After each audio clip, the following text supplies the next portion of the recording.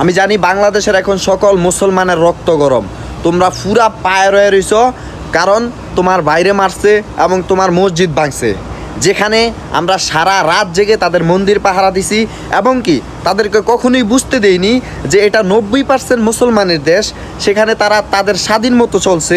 আমরা কখনোই তাদের সাথে খারাপ ব্যবহার করিনি, তাদের উপর অত্যাচার করিনি। তারা এত সুযোগ সুবিধা পেয়েও তারা আমার মসজিদ ভাঙছে, তারা আমার মুসলিম ভাইরে মারছে। কাদের উস্কানিতে করছে, যার জন্যই করছে না কেন, এটার শাস্তি আল্লাহর কসম করে বলি, তোরা এটার শাস্তি পাবি, অবশ্যই পাবি।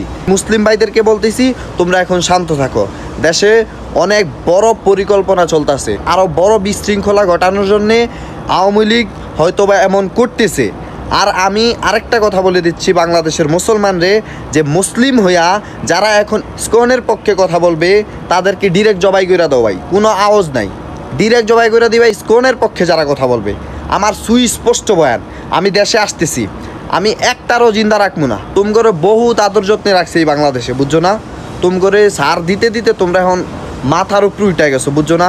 এখন আর কোনো ছাড় চলবো না, কোনো ছাড় চলবে। ইসকনের পক্ষে যেটাই কথা বলবো ওটারে ডিরেক্ট কতল করে লাও, কোনো আওয়াজ নাই, ডিরেক্ট কতল।